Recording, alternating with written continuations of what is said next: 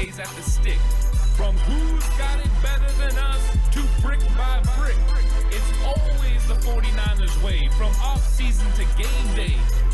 Yeah, we talk back. It's the 49ers Cutback.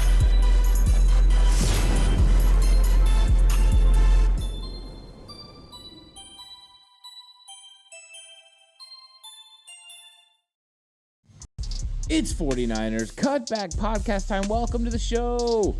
Time to talk about the 49ers undrafted free agent defensive lineman, Spencer Waege. Boy, have I been excited to talk about this one because he is a blend of size and explosiveness that you love to see Chris Kasarik be able to get his hands on. This guy came out of nowhere. Most people probably didn't have him on their radar. I had to go back and watch game film after the 49ers signed him just to see who he was. But we've heard plenty talk about his impact that he's made already, getting people's attention of what he could possibly be. Now, of course, he went to North Dakota State. He played defensive end, and he played defensive end about 275 pounds. Of course, once it was time for his pro day, he was going about 295 pounds. He is a big dude. And moving to the inside, his size and speed should translate very well. You can see him on film go through and break double teams and make plays in the backfield. He is definitely a guy that likes to penetrate and make plays. That is something that fits very well with Chris Kasarik. Kasarik's going to get you a little bit better off the ball as far as your get off, and you're going to be across the line of scrimmage making plays. You also don't have to think when you play for Chris Kasarik. You just have to do. And that is a big difference and something that a lot of players translate into. The 49ers have consistently brought players in, not only in late draft picks, but also undrafted free agents along the defensive line that they continue to develop, and some of them make an impact. We've seen it already. DJ Jones, Kevin Givens, just a couple of names of guys who have come in and been able to help the 49ers defensive line rotation. Spencer Waege could be the next in that category. But why do I talk so much of his blend of size and explosiveness? Because a lot of those guys we just talked about, DJ Jones, Kevin Givens, they're a little bit on the shorter side. That's not the case with Spencer Waege. Wage's 6'5". He's over 300 pounds now, and that is a big athlete. You throw in the fact he runs a 4.91, and you've got a guy that can tremendously move from the inside. That type of athleticism is coupled with an explosiveness that you don't see much from defensive linemen in this league. He has a 10-yard split of 1.66. That is ridiculous for a defensive lineman. His athletic scores are through the roof. That is very true. Now, watching his film doesn't always give you that type of feeling. There are, of course, some technique problems, and there's questions about who he went against as far as competition. But he did have 9 sacks last year, and he had 18 tackles for loss. That is good at any level that you play. It's not like North Dakota State doesn't play at a high level. They do.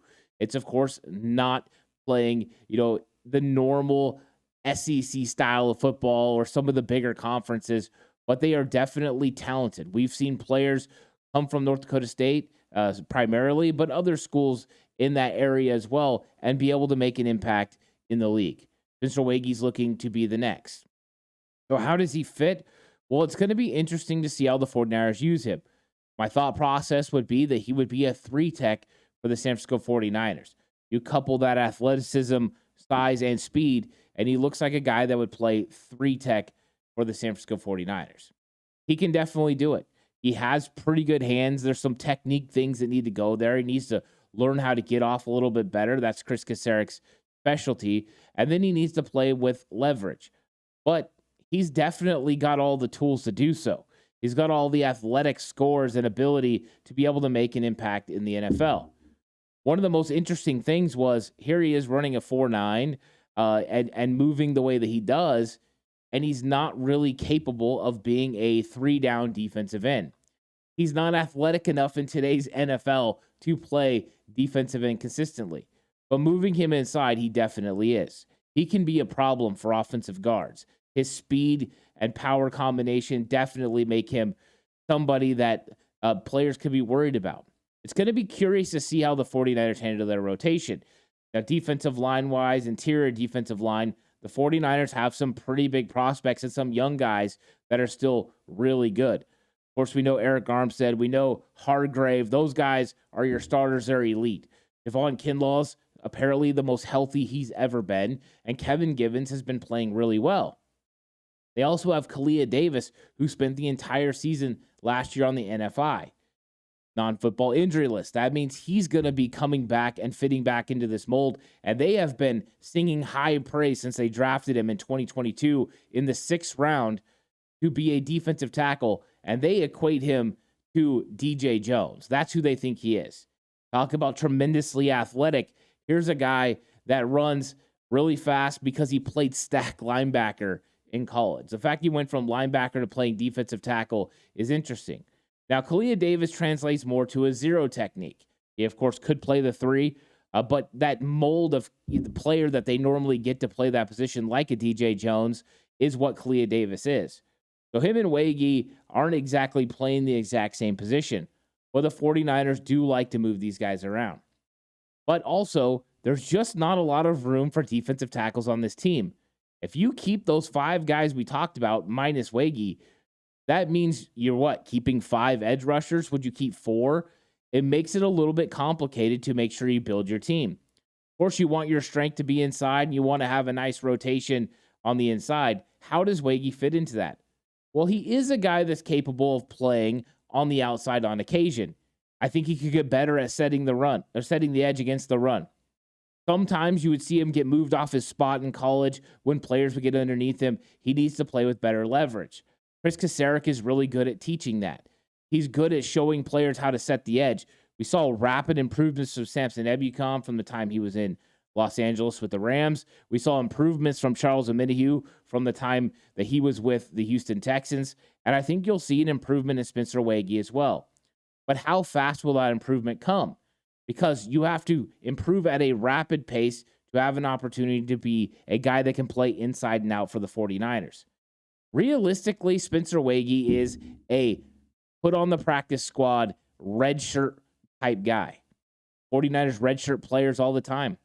Alex Barrett's been redshirted for 3 years, defensive lineman. Spencer Waege could realistically be the replacement for Alex Barrett. A younger guy that's bigger with more physical talent and more potential that they could eventually move on from Alex Barrett and go to Spencer Waege as a guy that could take that spot. With an injury or two, you could see Spencer Waege move his way onto the 53-man roster. But I think the 49ers like to grab players like this with tremendous upside. And that's what Spencer Waege has. Whenever you have this type of combination of size and explosiveness, you have to be excited about what he could potentially develop into. You can see the raw techniques and raw skill level that he still plays at. Those things can be refined. If all of a sudden now he's not just relying on a bull rush, but also is throwing other tools out there, other techniques, the rip, the swim, other things that he can do to be able to get to the quarterback. Also, a combination of second-tier pass rush moves. Sometimes the first one doesn't work and you go the other way. The one thing that was exciting to watch when he was playing on the interior defensive line was how quickly he would break double teams. He does have the ability to get skinny and fight off double teams and get in the backfield and make plays.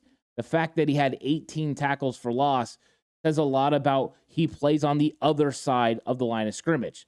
Those are all things you want from Chris Kasarik's defensive line. Throw in the fact he had 9 sacks and you have a guy that definitely played well. We can take into consideration the talent of competition he was playing against, and of course, it's not top-notch. But he was working against guys like Mock all year long at practice. So that's a good sign for the 49ers. He's going to get a lot of work at training camp, and they're going to get a really good idea of who this player is. I think the 49ers got themselves a very nice potential piece in Spencer Waege. There's definitely going to have to be some development there, and there's definitely going to have to take some time, but I think he's going to improve. From the time we see him at the first day of training camp until right before the 53-man cuts, Spencer Waege is going to have an opportunity to develop at a high level. I think he is a little bit behind the 8 ball because of the talent ahead of him, but I don't count him out. I think he's a guy that's got a really great work ethic. He's a guy that knows what he has to do to be good at his craft.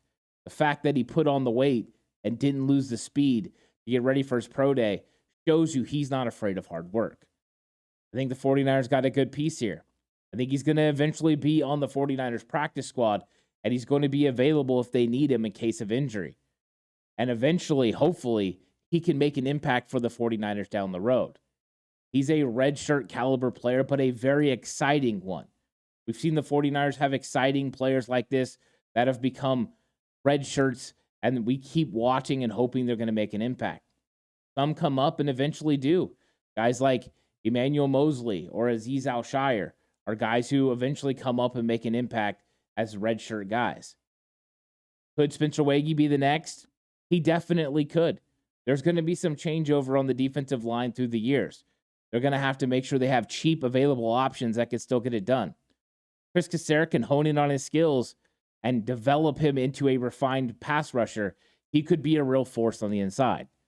So I'm super excited about Spencer Waege, getting to watch him all during training camp and into the regular season. Are you excited about Spencer Waege too? I think he's a fun player. You can go watch some of his film and see what I'm talking about. Definitely needs to refine some of his techniques, but he's a very talented football player. Excited to see if that athleticism transfers to the NFL game and how quickly it transfers. Thank you so much for watching the video. Like the video if you can. Subscribe to the channel on the push for 4K. Really appreciate all the support. And I'm looking forward to doing more videos about undrafted free agents, new additions to the 49ers, and you can catch all that content right here on the 49ers Cutback. Thank you so much for watching. I'll catch you on the next one, but until then, stay safe and remember the right way is always the 49ers way.